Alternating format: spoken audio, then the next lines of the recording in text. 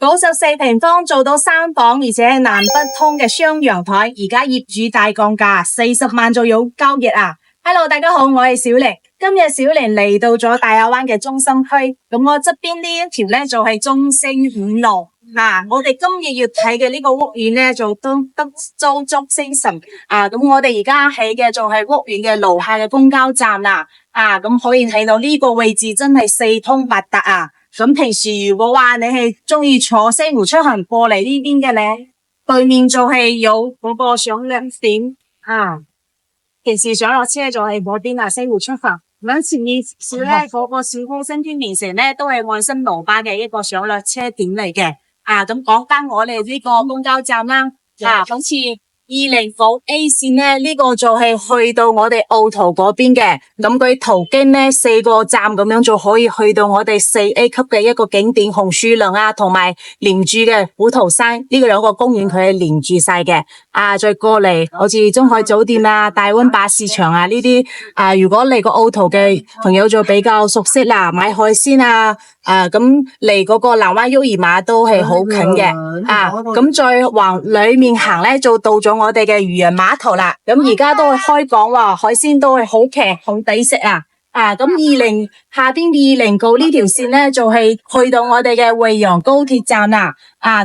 同時咧佢好似2-3個站就到咗我哋嘅一個三甲公立醫院惠雅醫院啦。平時有咩頭熱身痛幾個站就可以到。同埋佢7個站就到我哋嘅愉悅廣場，非常之近嘅。再過去少少咧就係翡翠山同埋可以去到嗰個西區市場最後就去到惠陽高鐵站。咁如果話你係從香港西九龍出買高鐵票過嚟嘅話，就直接坐呢個大亞灣209線就得。咁下面266就係我哋最熟悉嘅從沙田地鐵站就係坐266過嚟。不過時間就比較長啲咯。如果話你2-3個人嘅話，就搭翻部車就比較慳時間啦。同埋嗰個西湖出行都係比較推薦嘅，畢竟馬路兩對面。咁最後呢個299咧就去到我哋霞涌嘅，都係海邊，不過嗰邊就比較遠少少，就要沙灘嗰啲。咁我哋呢個位置四通八達啦，咁佢嘅商業都係好成熟嘅喎。好似我哋後面咧，佢都係一個大嘅社區，同我哋今日要睇嘅德州中星城係兩格嚟嘅。咁啲中間呢一條街都係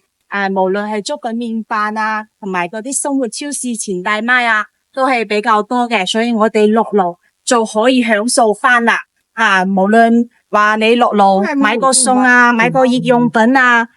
都係好方便喎。同埋食嘢唔想煮飯落嚟食嘢都好多選擇好似燒烤牛肉火鍋呢啲咁想食海鮮搭個公交車又去得到所以喺呢邊生活就好寫意咯。咁同埋去紅樹林公園嗰邊行下山騎下車咁樣悠閒嘅一個退休生活，真係諗都好羨慕我哋後生人好羨慕咁我哋而家往小區嘅大門行過去中星城呢個小區咧，佢時間係有啲耐嘅，咁冇10年都有8年咯。咁佢成個小區都係算係比較大嘅，一共有14棟同埋有啲單元係2個單元嘅。咁佢10年前嘅一個風都係歐式嘅。呢個大門睇起身就好氣派咯。歐式嘅好高大嘅一個大門。兩邊種咗呢啲假檳榔樹。同埋呢邊都係有個水池仔，不過而家冇開。咁我哋啲大門口呢度都係有啲地商嘅，不過呢邊都係嗰啲士多比較多咁同埋嗰啲窗簾店。咁如果食嘢嘅話，就要去到側邊啦。同埋我哋隔籬都係有一個幼兒園嘅。咁樣我哋成個小區嘅入住率都係好高我哋而家入去屋苑裏面睇下嗰個綠化做得點樣。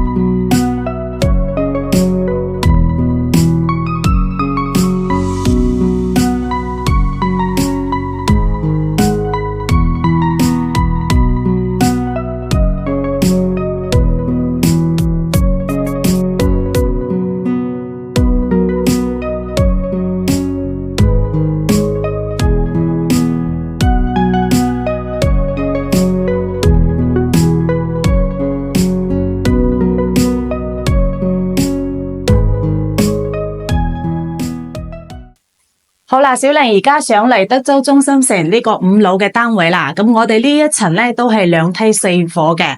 佢成個樓梯間咧睇起身都係比較高檔，全部嘅係瓷磚上牆。咁我哋而家嚟到單位門口咧，呢邊咧佢係一個步梯嚟嘅。都係我哋嘅走火通道啦。咁我哋呢度都係屬於一個獨門獨戶喎。平時咧，我哋嘅鞋櫃都係可以擺喺出面嘅。咁入嚟之後咧，佢就直接到咗呢個客廳嘅位置。佢成個客廳嘅開間係比較闊嘅，足足有3.8米咁樣。咁而家佢擺嘅呢啲家私咧，都係之前用完，之前業主住用咗留低翻嘅，就比較舊咗啦，所以幾乎都係要自己重新自備嘅。咁佢呢邊咧係一個向北嘅陽台啦，咁嗰邊仲有一個向南位嘅，所以我哋呢個單位咧佢係南北通嘅。咁我哋呢個陽台咧，佢呢邊係5點幾個平方，咁佢已經做好咗呢個風窗同埋呢個隱形嘅防盜網啦。咁我哋出邊咧呢條係馬路，所以係有啲潮雜聲噶。咁佢呢度都做咗呢個窗簾啊，不過都係舊晒啦。所以呢啲後期可能窗簾呢啲都係要換一換。晾衫架呢啲都係有嘅。呢啲趟門都係好嘅，平時就可以拉起身咯。咁呢邊咧呢個電視背景牆咧，佢呢個係牆布嚟嘅。我哋可以睇到佢已經係比較邋遢噶啦。咁呢個換就好簡單嘅，將呢個牆布扯翻落嚟，然後重新換過一張，或者係重新貼嗰啲磚上去都得。睇個人嘅中意。咁過嚟呢邊咧就係餐廳嘅位置啦。成個餐廳都係唔細嘅，咁佢就簡單嘅擺咗呢個4人位嘅台咯。都係比較實木嘅一個台。有啲邋遢咯，咁佢鋪咗呢個墊都可以唔要噶啦。呢啲凳都係比較高，呢張台仲可以用。咁呢邊咧就係我哋向南位嘅一個大嘅陽台。呢個陽台咧比頭先嗰個仲大啲。咁佢呢度咧係有8個平方嘅。咁呢邊咧佢就有作為一個生活陽台去使用，將呢個萬和嘅熱水爐同埋洗衣機呢個燃氣錶都係擠喺呢邊。咁我哋呢邊向南咧都係望住小區園林嘅。望出去咧都可以睇到嗰啲綠植同埋樹嗰啲。心情就比較靚啲咯。呢邊都係有晾衣繩嘅，同埋佢係做咗一個隱形嘅一個防盜網喺嗰度。咁樣就唔使驚嗰個衫會飄出去啦。咁我哋入嚟呢邊就係廚房啦。成個廚房嘅面積咧，我睇下。咁佢嘅廚房面積咧係4.7個平方嘅，咁佢都係做咗一個 L 型啦，可以2個人咁樣煮餸咯。不過佢呢啲煙機同埋灶都係比較邋遢啦，可能後期要搵個阿姨搞下衛生咁樣咯。呢啲操作台咧都有啲邋遢，所以都係要好好嘅搞下衛生。咁佢呢啲櫃咧都係同嗰種一般嘅嗰啲合金唔一樣啦。佢呢種係實木嘅一個櫃嚟嘅。睇起身就比較復古啲。咁呢邊係一個冰箱位啦。不過佢哋擺嘅呢個冰箱就比較細啲啦。至高嘅一個1級嘅細冰箱喺呢度，後期可以按照自己嘅需求放大嘅嗰種3門嘅冰箱都可以。如果話嗰種雙開門嘅，可能就只能擺呢邊啦。呢邊就只能擺一啲垃圾嘢。往前行咧，就到咗我哋3個房間嘅位置同埋呢個衛生間。我哋呢個單位咧，佢係三間房嘅，不過只係有1個衛生間。不過好在咧，呢個衛生間佢係做咗一個3段式嘅設計啦。呢邊沖涼而且係做好咗乾濕分離嘅。同埋咧，呢邊有一個明窗，咁我就唔去打開嚟啦。咁呢邊一個坐廁咯。呢個坐廁都嗰個蓋都係有啲舊晒啦。呢啲後期可以喺淘寶上買翻配件換咗佢就得啦。呢邊就係簡單嘅白色嘅一個鏡櫃啦，同埋洗手台都係要搞下衛生因為佢比較長嘅一個時間冇住所以係比較邋遢啲嘅過嚟呢邊咧就係我哋第一個房間啦。呢個房間咧係比較細啲嘅6.9個平方咁呢個飄台嘅位置佢係送嘅，都唔細噶，都有2-3個平方呢邊都係向北嘅咁佢呢啲窗簾咧就做好晒啦可以用後期自己洗乾淨都重新用都可以。咁佢飄台咧，佢呢邊係做咗呢啲實木嘅包邊嘅同呢個地磚呢個仿木嘅地磚係呼應得到嘅因為成個房間咧佢呢啲裝飾係新式嘅，所以睇起身比較暗啲咁我哋而家打開燈咧，就睇起身就光亮啲咯。咁佢呢邊佢就冇擺牆只係話有一個冷氣機喺呢度，奧克斯嘅一個三級嘅空調，都係比較嘥電嘅咁呢間房咧係最細嘅一間房。咁我哋如果話住嘅人冇咁多我哋就可以作為一個功能房去使用啦書房或者係工作嘅房間或者係細蚊仔嘅玩具屋都係可以嘅咁我哋係睇下第二間先呢邊就係第二間房啦咁呢間房咧係9.1個平方嘅咁佢呢邊咧就做好咗我哋嘅一個全屋定制嘅衣櫃啦。佢呢種係嵌入式嘅咁都係幾好用嘅喎兩個櫃同埋呢啲拖桶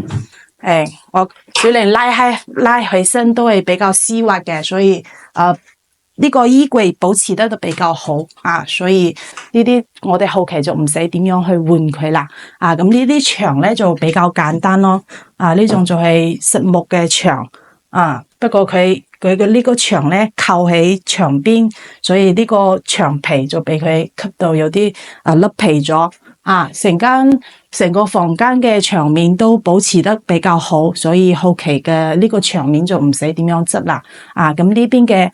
飄台都係同頭先嘅房間一樣啦，都係一個比較大嘅一個飄台仔咁我哋嗰邊可以作為一個凳坐喺嗰度都得嘅咁佢呢個房間擺咗呢個牆之後咧，可能就冇太大嘅空間去擺其他嘢啦，只能話放嗰個長頭櫃嗰啲梳妝台可能就擺唔落啦咁都係一個仿木磚啦，同埋呢種中式嘅一個門過嚟呢邊咧就係第三間房啦呢間房咧佢就係最大嘅一間啦，咁佢係12個平方嘅咁佢呢邊就都係有一個大嘅一個飄台啦，都係全贈送嘅，同埋呢個實木嘅一個包邊咁佢冷氣機都係奧克斯嘅不過佢上面咧可能係有啲甩皮太濕啦，嗰邊上面係有啲甩皮嘅，呢個房間嘅牆面可能要修葺一下補下嗰度甩皮嘅咁佢呢邊都係有一個衣櫃嘅，都係雙門嘅一個衣櫃都係同頭先嗰個一樣好絲滑唔會話唔好用都係可以用嘅，保持得比較好咁佢呢邊擺嘅呢個牆咧就比較大啦，係1.8米嘅所以都係咁擺嘅呢兩個長頭櫃可能就用唔上啦，太細，而且都係高晒啦呢間房佢就係牆面需要修葺一下，同埋嗰個空調都係3級嘅，太嘥電啦呢啲3級嘅空調咁我哋3間房就睇完晒啦。好啦，我哋而家成間屋已經睇完晒啦，94.9個平方，南北通嘅一個3房單位，而家業主又再降價40萬就有成交啦咁佢單價算落嚟咧就係4200蚊一平方因為而家嘅毛坯房成交都去到4000蚊，所以做咩我哋即刻嚟影就係咁樣。咁如果話你對呢套房有興趣，都係要嗱聲揀個時間過嚟睇一下比較好啦咁我哋如果話買個毛坯房自己花心思花時間去裝修嘅話，都係要好大一個時間成本嘅，同埋咧都係要使到10嚟萬先裝修得落嚟。咁佢呢個單位咧畢竟佢係二手房，同埋之前業主住過嘅，所以多少都係要自己執一執啦。咁好似話主人間嗰邊咁佢個空調上面因為濕氣，所以有啲甩皮所以嗰間房咧係要牆面係要重新修葺下嘅，同埋出邊呢個電視嘅背景牆啦，咁呢個牆布執一執都係幾百蚊咁樣咁嗰間房咧都係差唔多要1000嚟蚊咯，重新將佢鏟咗佢重新漆嘅話係要1000嚟蚊嘅咁出面呢度呢啲牆面咧畢竟佢係白色嘅，所以有啲同家私碰撞嘅地方係有啲邋遢嘅，呢個就睇個人嘅一個接受程度啦。咁如果話你覺得邋遢想重新油翻佢都得咁其他地方就係要搞下衛生啦。特別係廚房嗰度呢個咁家私家電呢啲咧就係要重新換過噶。咁佢呢啲家私基本上係用唔太上嘅，因為都係告晒，同埋梳化都係好邋遢噶。呢個都只能話按照自己嘅配置。咁我哋睇二手房最緊要就係睇佢一個格局啦，格局嘅方正同埋朝向咁講到呢啲，咁佢樓層矮確實係佢嘅一個硬傷嚟嘅，不過都係對得起4200蚊呢個單價嘅價位啦。同埋德州中心城嘅一個大嘅社區呢個社區一共都係有10幾棟同埋都係配咗泳池嗰啲都係大嘅一個社區，同埋入住率都好高。咁佢下邊一圈嘅地箱都係基本上開咗嘅。咁我哋平時落樓買餸有生活超市食嘢嗰啲通房執飯都有嘅所以話呢邊入住率高，所以先有咁完善嘅咁樣嘅一個商業配套。咁如果話我哋想去吳越廣場又好近咁搭266啦，做7個站咁樣就可以去到吳越廣場再多幾個站咧，做到翡翠山萬達都係一條線過去嘅同埋266咧都係去到我哋嘅沙田地鐵站嘅所以出行方式又好方便。而且話如果你係中意坐西湖出行，咁我哋呢邊都係要上落點嘅咁平時如果中意去行山跑步可以去紅樹林公園濕地公園都係喺呢附近。因為大亞灣中心區，如果話大家經常睇視頻就知道佢基本嘅呢啲配置都係好完善噶啦所以如果話你對我哋呢套房有興趣嘅話，即刻掃我哋視頻上方嘅二維碼聯絡我哋過嚟睇房啦，我哋都有專車接送到大家過嚟嘅咁今期嘅節目就到呢度啦，我哋下期再見，拜拜。